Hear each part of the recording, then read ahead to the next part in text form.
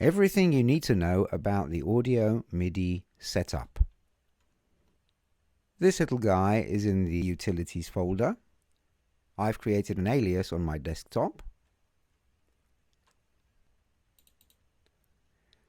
And this is what it looks like.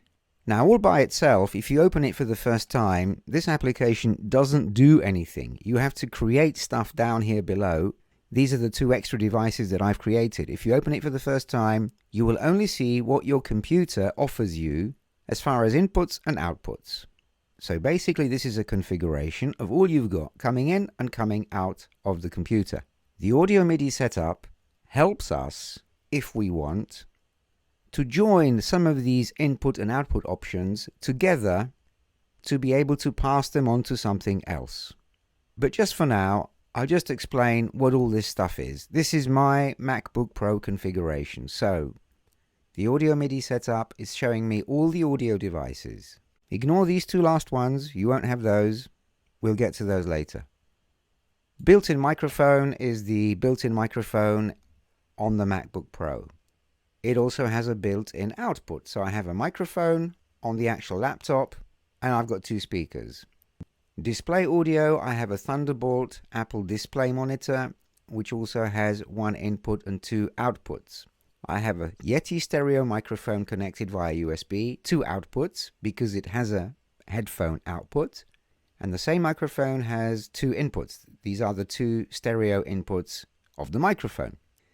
Then I have a USB hub, which has an RCA plug going out to my hi-fi. The USB hub is connected via Thunderbolt to my MacBook Pro. So there's two going out of the USB hub. There's also one option of putting a microphone in. If you've watched other tutorials, there's all the connections that I've explained. Now this is all the hardware. Now we come to the software inputs and outputs, the virtual inputs and outputs. And this is where Soundflower comes in.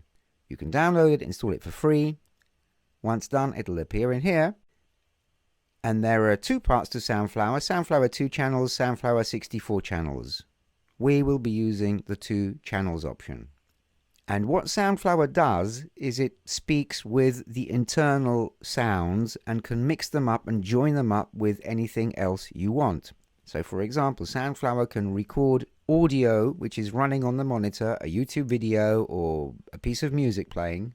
And it can also join to that my input on a microphone, on any microphone that I have, and channel these two options together to another output or an input. And this is what we will be doing here. Don't worry if you don't see Yeti stereo microphone, you have to buy that. You can have any other external microphone and you will see it here. Okay, so these are basically the input and output options. Soundflower is our secret weapon to mix them. It's like a sort of internal mixer. And these two little guys down here, we will be getting to those because you also will be creating one of these and one of these.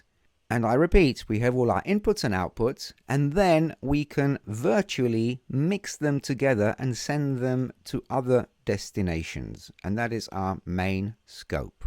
Before we get to the actual configuration and creating new devices in the audio MIDI setup, something very important, and this is where most people get confused, is the fact that the MIDI setup works hand in hand with the system sound preferences. And this is really very important. These are my two setups. I'm using this created device to input audio and this one to output audio. If I click on, for example, built-in microphone, nothing happens. Display audio, nothing happens. The USB hub, nothing happens. As you see, these two icons remain here. So how do I decide which is the input and the output device? Well, I do it in the sound preferences, but I can also do it here. Let's start with the sound preferences. Let's say I don't want to use my special created input device, which is recording from screen via Soundflower and my audio, my voice going through the Yeti stereo microphone. Let's say I want to use the built-in microphone on the MacBook Pro. If I click here, nothing happens. But watch this. And here's another bit of confusion, yeah, Apple. Jesus Christ. Built-in microphone here in the sound system preferences, means internal microphone. If I click the internal microphone here, immediately the microphone icon will jump here. So that means that now I am recording via the internal microphone. The same applies to outputs. I'm listening to myself through the Yeti Record with Audio output to Yeti. That's my name that I've given it, which is this one. But if I wanted to listen to myself through the USB hub,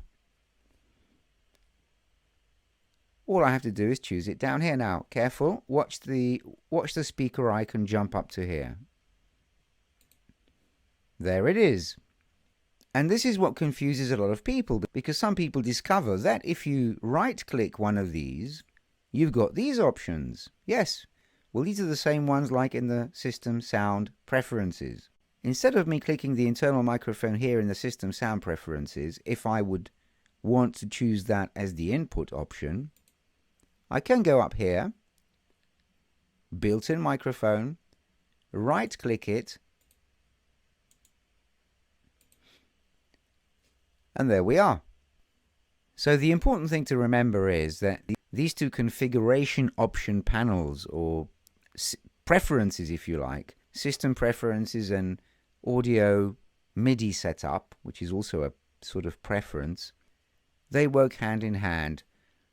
But at the end of the day, the sound system preferences decide what you're using. Here you just have the hardware inputs and outputs, and also the software ones. Soundflower, our mixer, and we use Soundflower to yet mix Soundflower further with the hardware options.